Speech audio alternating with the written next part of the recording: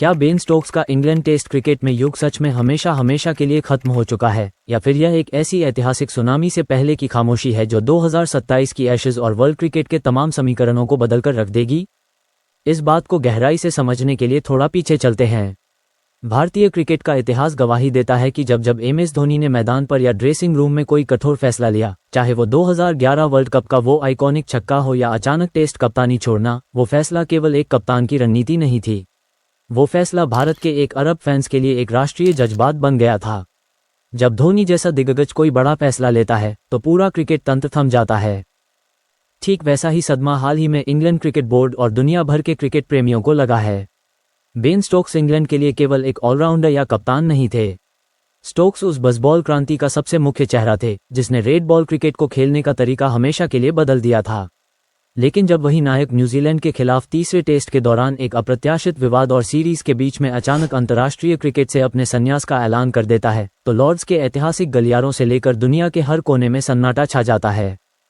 प्रशंसक हैरान थे, मीडिया में विवाद की खबरें तैरने लगीं और इंग्लैंड क्रिकेट अचानक एक ऐसे चौराहे पर आकर खड़ा हो गया जहां से आगे का रास्ता केवल अंधेरे से घिरा हुआ दिख रहा था।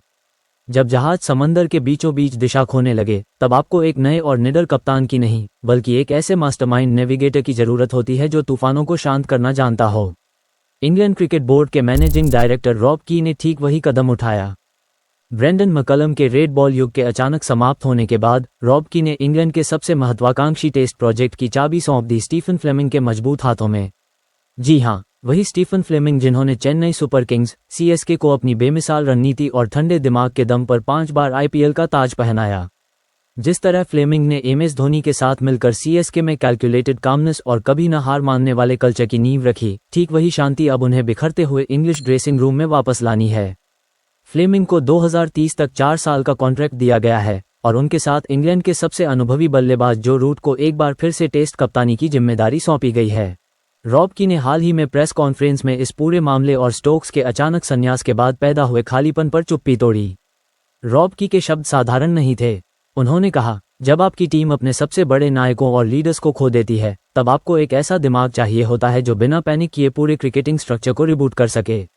स्टीफन फ्लेमिंग हमारी पहली और सबसे बड़ी पसंद थे, लेकिन रॉब की के इस बयान के बाद असली धमाका होना बाकी था। जब पत्रकारों ने स्टोक्स के संन्यास और उनके साथ हुए मतभेदों पर सवाल पूछा, तो रॉब की के चेहरे पर एक रहस्यमयी मुस्कान थी।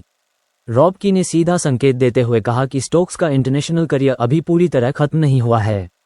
रॉब की का मानना है कि अगर बेन स्टोक्स अपनी मानसिक और शारीरिक थकान से उबरकर 2027 की एशेज या वनडे क्रिकेट में यू टर्न लेते हैं, तो उन्हें बिल्कुल भी अचरज नहीं होगा। ये बयान महज एक बयान नहीं था, ये स्टोक्स की वापसी के लिए तैयार की जा रही एक बिसात थी। लेकिन कागजी रणनीतियों और बोर्ड रूम के बयानों से इतर खेल का असली फैसला तो 22 गज की पट्टी पर ही होता है। जहां एक तरफ रॉब की और स्टीफन फ्लेमिंग स्टोक्स की संभावित वापसी के सपने देख रहे हैं, वहीं दूसरी तरफ मैदान की हकीकत बेहद कठोर और चौंकाने वाली है। हाल ही में इंग्लैंड के डोमेस्टिक वनडे कप में यॉर्कशायर और डरहम के बीच एक बेहद हाई प्रोफाइल मुकाबला खेला गया। इस मुकाबले में दुनिया ने देखा कि संन्यास के बाद डोमेस्टिक क्रिकेट में अपने रिफ्लेक्स तलाश रहे बेन स्टोक्स का सामना हुआ भारत के चाइनामैन स्पिन जादूगर कुलदीप यादव से। भारतीय फैंस कुलदीप यादव की कला से अच्छी तरह वाकिफ हैं। कुलदीप जब अपनी लय में होते हैं तो दुनिया के श्रेष्ठतम बल्लेबाजों के पास भी उनकी गुगली और टन को पढ़ने का समय नहीं होता। इस मैच में जो हुआ, उसने स्टोक्स के भविष्य पर एक बड़ा सवालिया निशान लगा दिया। स्टोक्स ने क्रीज पर कदम रखा, लेकिन कुलदीप की फिरकी के सामने वो शुरुआत से ही पूरी तरह से बेबस दिखे। कुलदीप ने स्टोक्स को अपनी फ्लाइट और सीम वेरिएशन से ऐसा बांधा कि स्टोक्स के पास डिफेंस करने के अलावा कोई चारा नहीं बचा। स्टोक्स ने कुलदीप की 10 गेंदों का सामना किया और उन 10 गेंदों पर वो केवल 2 रन ही बना सके। गेंद किधर टर्न हो रही थी, इसका स्टोक्स को अंदाजा तक नहीं लग पा रहा था। दबाव इतना बढ़ गया कि बेन स्टोक्स जैसा निडर बल्लेबाज पूरी तरह से घबरा गया।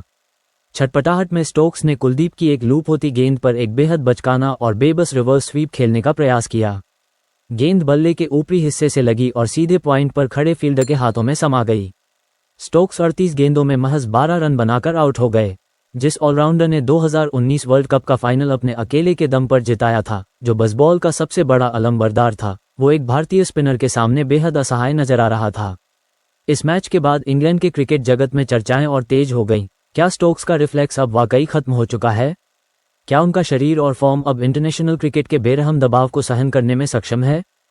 खेल का इतिहास हमें ये सिखाता है कि चैंपियन खिलाड़ियों को कभी भी पूरी तरह से खारिज नहीं किया जा सकता। बेन स्टोक्स भले ही कुलदीप यादव की फिरकी के जाल में उलझ गए हों, भले ही वो न्यूजीलैंड सीरीज में अपने मानसिक तनाव के कारण संन्यास लेने पर मजबूर हुए हों, लेकिन स्टीफन फ्लेमिंग का इंग्लैंड क्रिकेट में आना एक ऐसा टर्निंग पॉइंट है जो स्टोक्स की कहानी को एक नया मोड़ दे सकता है।